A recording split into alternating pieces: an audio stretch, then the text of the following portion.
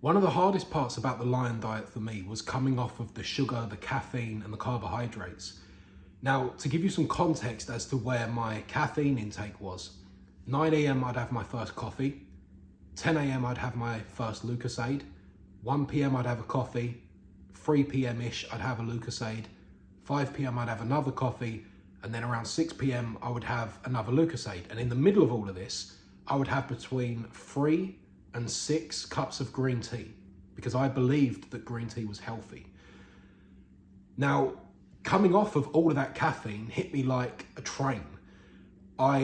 The first couple of days I wasn't too bad, to be honest, and I probably still had a load of caffeine in my system, who knows.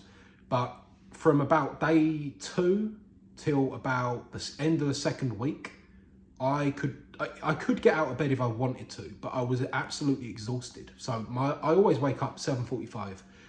My alarm would go off, I'd wake up and I would lay there, and I didn't want to use the energy to sit up. I just wanted to lay there and let my body recover. And I would lay there until the very last minute, until I had to get up because I had to start work. I would lay there for as long as I could. Luckily, I found my body doesn't want to be eating meat in the morning. When I was eating all of the, processed cereals and stuff, I would look forward to getting up and eating in the morning because it was all sugary and carbohydrate.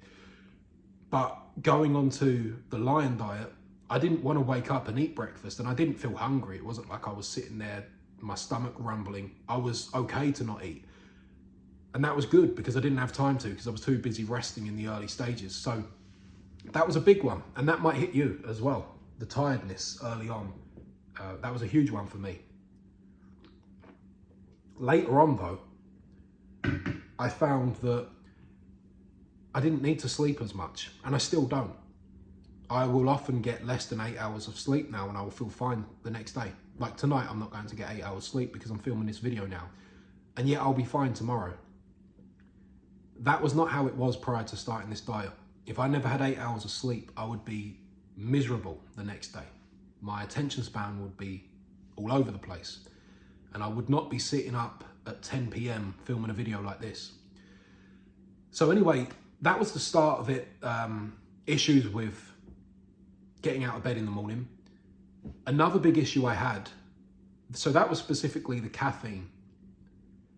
After a while, my energy levels regulated, and all of that spiking and that I was getting back when I was having all the caffeine and all the sugar, and I would have to keep having more and more caffeine to keep my energy up. It just leveled out, and now I have a high level of energy consistently. I don't keep having all these spikes and crashes, which is a much better existence. Hopefully that's something that you'll enjoy too, if you can stick to it, which you can. That's what this video is for, to try and help you do that. Share my experiences so when you're going through it, you don't feel like this is something new and you're not sure whether it's correct to experience it. I'm just sharing exactly what I did, so hopefully you'll notice it and you'll realize that what you're going through is normal. So that was one thing there. The other thing, this was a big one, and this is weird. I know it's going to sound weird when I say it, but I had so many dreams about burger buns. Not burgers, not eating burgers, but burger buns, just the buns on its own. And I would be asleep and I'd be dreaming that I would like literally just take a bite out of it, and I would wake up startled like it was a nightmare. And it would take me a while, when you first wake up and you're trying to get your mind back to, and you're trying to process, was that real or was that a dream? And your mind's trying to figure it out. And I would feel absolutely gutted because I'd think that I'd failed on this challenge that I'd set myself to see if this would actually work. This started really early on, like first few days it started, because I went about it with I don't know what the correct terminology is, but I was very much set on making sure that I'd done this and give it a fair shot to see if it would work or not. I wasn't going to stop until I'd at least done like 2 months of it. Even if I didn't see any improvement, I wasn't going to stop until I'd done at least 2 months to see what had happened. I actually saw major improvements within the first 2 weeks. Probably the first week, to be fair, or even the first couple of days, I saw real improvements because I noticed that the neuropathy had reduced. I was getting less numbness, tingling, burning. I noticed that the bloating had gone, the stomach being all bloated out, which if you look at the previous video, you can see footage of how it used to be. Loads and loads of stuff. I noticed was improved. And I even noticed with my mind, you know, my mind had more clarity. My attention span was better. But the burger bun dreams, they was extreme. And as I say, I would wake up with this disappointment, and it was literally like a nightmare. And it haunted me. You know, burger buns haunted me for a serious amount of time there. I haven't had a dream about them for a while, actually. And it's one of those things where I almost forgot when it stopped haunting me, you know? It's like something, it almost feels like something if I was going to a therapist, I would talk about. And it's like, I don't remember when it stopped bothering me, but it has now. So that was another one. Now, I don't remember exactly when this was in the process of all of this, but I know it was early on because I was walking through this little cut through to the park, and I was on my way over to the butcher's, and I know it was early on because I stopped going there for a while.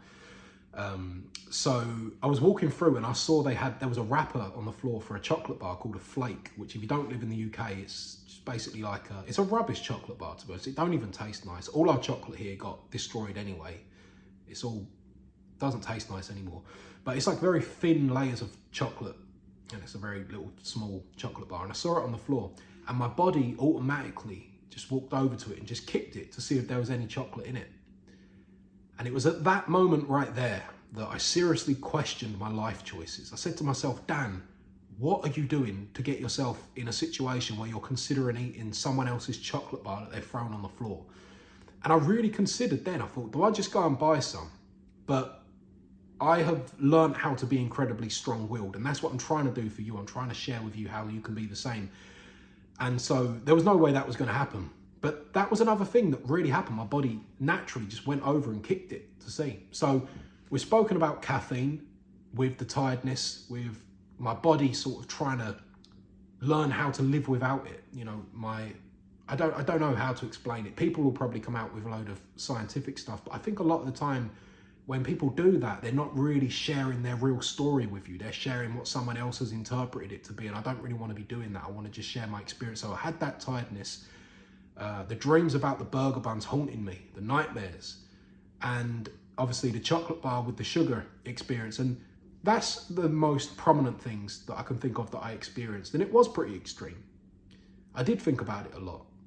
When I was working, I constantly would turn around to go and get a Lucozade or to go and make a coffee, and had to stop myself and find something else to do. That's why even now I'm sitting here, I'm drinking a cup of hot water. There's nothing wrong with doing that. You know, a cup of hot water. The other thing, I don't know, I never done this early on, so I can't say for sure to do it. And if I was back then, I wouldn't do it. I wouldn't change a thing about how I done it because it worked. Just eating beef and just drinking water worked for me, so I wouldn't do it different. But now, sometimes I drink bone broth, and I seem to do quite well off of that as well. But most of the time, you know, water is good for me. So anyway, I'm going to wrap the video up here because I feel like I'm beating a dead horse a bit. But I just want you to take this away from it. When you do this, if you're going through this right now, if you're cutting out the carbohydrates, the sugars, the caffeine, and you're struggling, stick with it because it gets easier. And on the other side of this is a much better existence.